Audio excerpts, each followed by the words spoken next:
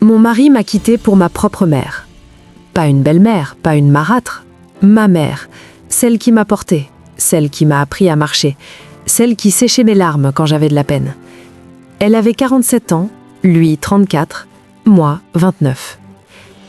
Et pendant que je construisais ma vie avec l'homme que j'aimais, ma mère construisait la sienne avec lui, sous mon toit. Je m'appelle Inès, et ce que je vais vous raconter aujourd'hui, même moi parfois je me demande si c'est réel. Pour comprendre jusqu'où j'ai chuté, il faut d'abord comprendre d'où je venais. J'ai grandi à Lyon, quartier de la Guillotière, famille d'origine vinisienne, mère célibataire depuis que j'avais 9 ans. Mon père est parti avec une collègue de travail et ne s'est jamais vraiment retourné. Ma mère, Samira, a tout porté seule, 2 filles. Mon petit salaire d'agent administratif, les fins de mois difficiles. Elle a sacrifié sa vie sociale, ses rêves, tout pour nous élever.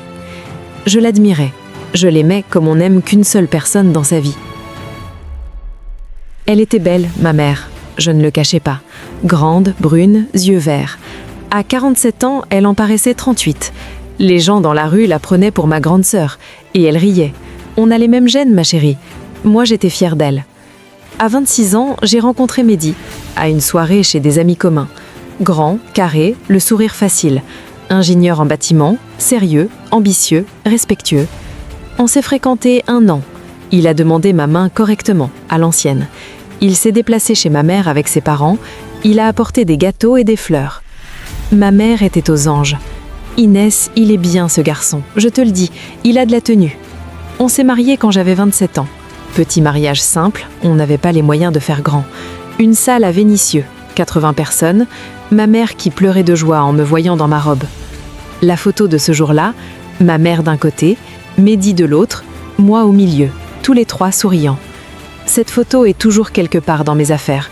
Je ne peux pas la jeter, je ne peux pas la regarder non plus. Tout a basculé 1 année après notre mariage. Ma sœur cadette, Leïla, qui vivait avec ma mère à Lyon, a décroché un poste à Bordeaux. Une opportunité professionnelle qu'elle ne pouvait pas refuser. Elle est partie en 3 semaines. Et ma mère s'est retrouvée seule, dans son appartement. Ma mère, seule, l'idée me rongeait. J'en ai parlé à Mehdi un soir. Et si on proposait à ma mère de venir s'installer avec nous, juste le temps qu'elle se réorganise, on a la chambre d'amis.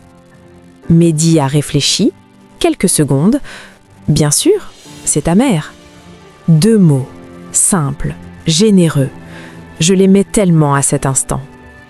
Ma mère est arrivée avec ses valises un samedi de mars. Notre appartement à Villeurbanne, 3e étage, 3 pièces. Au début, c'était parfait. Ma mère cuisinait. Le soir, en rentrant du travail, l'appartement sentait le tagine, la harissa, les brioches du dimanche matin. Elle mettait de la vie dans nos murs. Mehdi et elle s'entendaient bien, très bien même. Ils regardaient les infos ensemble, ils débattaient politique, ils aimaient les mêmes émissions.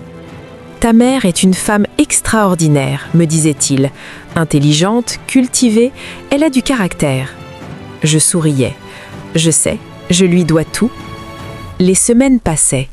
Ma mère avait dit quelques mois, mais les mois passaient et elle ne parlait pas de partir. Et moi, je ne lui demandais pas. Comment demander à sa mère de partir? Et puis, imperceptiblement, quelque chose a changé. Ça a commencé par des petites choses. Tellement petites que je me sentirais folle de les mentionner si je ne savais pas aujourd'hui ce qu'elles signifiaient. Mehdi, qui rentrait du travail et allait d'abord dans la cuisine, là où ma mère préparait à dîner, avant de venir me voir dans le salon. Mehdi qui riait aux blagues de ma mère d'une façon différente. Pas le rire poli qu'on offre à la belle-mère, un vrai rire, un rire qui venait du ventre. Ma mère qui s'était mise à se coiffer le soir, à mettre du parfum pour le dîner, chez nous, à la maison. Des conversations que j'interrompais sans le vouloir. J'entrais dans la cuisine et il s'arrêtait de parler. Pas brusquement, naturellement, mais il s'arrêtait. Vous parliez de quoi? De rien, du boulot de Mehdi. Un soir, je suis rentrée plus tôt que prévu. J'avais une migraine, je voulais m'allonger. Le salon était vide, la télé allumée sur une chaîne que personne ne regardait. J'ai entendu des rires dans la chambre d'amis, la chambre de ma mère. J'ai frappé. Tout va bien? Silence. Puis la voix de Mehdi. Oui, ta mère me montrait des photos de votre enfance. La porte s'est ouverte, Mehdi est sorti, il tenait son téléphone, pas un album photo. Des photos sur son téléphone? Elle me les avait envoyées. Il est allé dans notre chambre. Je suis entrée voir ma mère. Elle était assise sur le lit. Elle souriait. Un sourire étrange. Pas le sourire de ma mère, quelque chose d'autre. « Ça va, maman ?»« Très bien, ma chérie. Pourquoi ?» J'aurais dû poser la question ce soir-là, directement, franchement. Mais je n'ai pas voulu être cette femme, paranoïaque, jalouse, de sa propre mère. Alors j'ai éteint cette petite voix dans ma tête et je l'ai laissée parler à ma place. 3 mois après l'épisode des photos, j'ai trouvé les messages. Par accident. Vraiment par accident.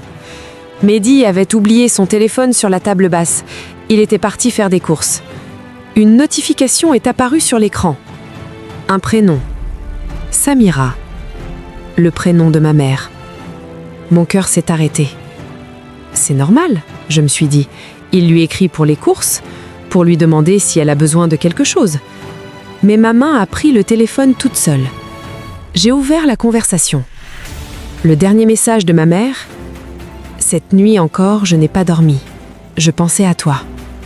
La réponse de Mehdi, envoyée à 1h47 du matin. Moi non plus. C'est plus tenable. La pièce s'est mise à tourner. J'ai remonté la conversation. Des semaines de messages. Des dizaines, des centaines. Tu me manques quand tu n'es pas là. Je ne pensais pas que ça pouvait arriver à mon âge. Tu m'as réveillée, Mehdi. Tu comprends ça? Réveillée. Ce que je ressens pour toi me fait peur. Inès ne doit jamais savoir. Inès ne doit jamais savoir. Mon propre nom, dans une conversation entre mon mari et ma mère. Pas ta femme, pas ma fille. Inès, comme si j'étais un obstacle, un problème à gérer. Je ne sais pas combien de temps je suis restée assise sur ce canapé, le téléphone dans les mains. Quand Mehdi est rentré avec les sacs de courses, il m'a vue. Et il a compris immédiatement. Il a posé les sacs, il s'est assis en face de moi. Et pour la première fois depuis des mois, il n'a pas cherché d'excuses. « Depuis quand ?» j'ai demandé. « 4 mois. »« Est-ce que vous avez... » « Non, jamais, je te le jure. Ce sont des mots. Juste des mots. Juste des mots. Mon mari qui dit à ma mère qu'elle lui manque, que c'est plus tenable. Juste des mots. » Il a baissé la tête. « Inès, je ne sais pas ce qui s'est passé. Ça s'est installé lentement. Je n'ai pas voulu que ça arrive. Est-ce que tu l'aimes ?» Silence. Ce silence. Ce silence de 4 secondes qui a tout dit. Est-ce que tu l'aimes? Je ne sais pas ce que je ressens. C'est confus. Je me suis levée. Je suis allée frapper à la porte de ma mère. Elle a ouvert la porte. En me voyant, elle a compris elle aussi. On est restés là, face à face. Moi et la femme qui m'avait mise au monde. Tu étais au courant que j'avais son téléphone? Elle n'a pas répondu. Maman. Maman. Regarde-moi. Elle a levé les yeux. Elle pleurait déjà. Ma chérie, ne m'appelle pas comme ça. Ne m'appelle plus comme ça ce soir. Elle a reculé jusqu'au bord du lit. Elle s'est assise. Inès, je n'ai pas cherché, je te jure. Ça s'est passé tout seul. On parlait, on avait les mêmes idées, les mêmes... Il est mon mari. C'est mon mari, maman. Je sais ce que j'ai fait et je vis avec depuis des mois. Et tu continues quand même? Elle n'a pas répondu. Et là, quelque chose en moi a lâché. Ce n'était pas de la colère, pas des larmes, c'était du vide. Le vide de comprendre que les 2 personnes en qui j'avais le plus confiance au monde m'avaient choisi comme cible de leur trahison. Tu vas partir demain matin. Tes affaires, tes valises, tout. Inès, demain matin. Je suis sortie, j'ai pris mon manteau, mes clés, je suis descendue dans la rue et j'ai marché pendant 2 heures dans Lyon, seule, dans le froid, sans savoir où j'allais. Ma mère est partie le lendemain, Mehdi était à la maison, personne ne parlait. Elle a pris ses valises, elle m'a regardée une dernière fois dans le couloir. « Inès, je t'aime, ça ne changera jamais. » Je n'ai pas répondu. La porte s'est fermée. Mehdi et moi, on a essayé. 3 mois à se battre pour sauver quelque chose. La thérapie de couple, une psychologue à part Dieu. On allait tous les mardis soirs, on parlait, on s'écoutait, on essayait de comprendre. Mais dans notre appartement, le fantôme de ma mère était partout. Dans la cuisine où elle cuisinait, dans le salon où il riait, dans cette chambre d'amis dont je ne pouvais plus ouvrir la porte. Et la vérité que la psychologue m'a aidée à voir, ce n'était pas un accident, ni pour lui, ni pour elle. Ça s'était construit, progressivement, avec des choix. Chaque message envoyé était un choix. Chaque rire partagé dans la cuisine pendant que je dormais était un choix. Mehdi a fini par me dire la vérité complète 6 semaines après la découverte. Il avait voulu mettre fin à la situation, plusieurs fois. Et à chaque fois, c'est ma mère qui avait relancé, qui avait envoyé un message de plus, qui était venue lui parler quand j'étais sortie. Ta mère, Inès, ta mère savait exactement ce qu'elle faisait. Cette phrase, elle m'a libérée et détruite en même temps. Libérée parce que je n'étais plus obligée de tout mettre sur le compte d'un accident. Détruite parce que ça voulait dire que ma mère, avait consciemment choisi mon mari. On a divorcé 5 mois après la découverte. Mehdi a gardé l'appartement. Je suis repartie à Lyon, dans la ville où j'avais grandi, sans mari, sans mère, sans foyer. Et le retournement qui m'a achevée, 8 mois après mon divorce, ma sœur Leïla m'a appelée depuis Bordeaux. Inès, je ne sais pas comment te dire ça, mais j'ai croisé maman hier sur Instagram.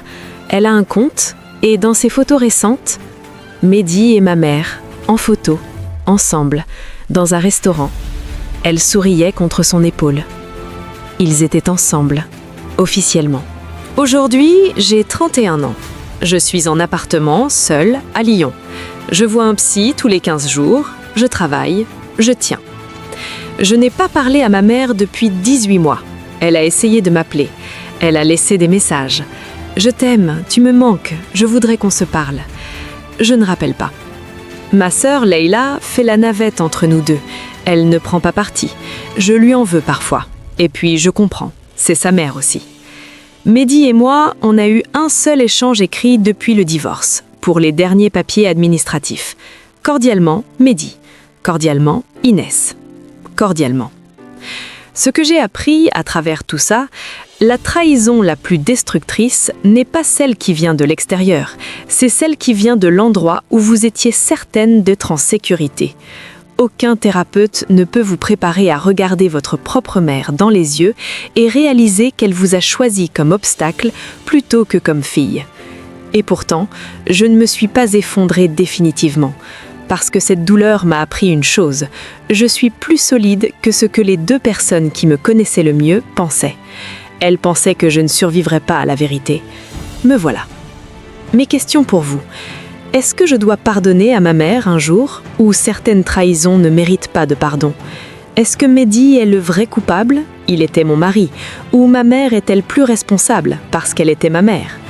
Est-ce que j'aurais dû voir les signes plus tôt? Ou était-il impossible de soupçonner ça? Si vous étiez à ma place, reprendriez-vous contact avec votre mère? Dites-moi dans les commentaires, je lis tout. Merci de m'avoir écouté.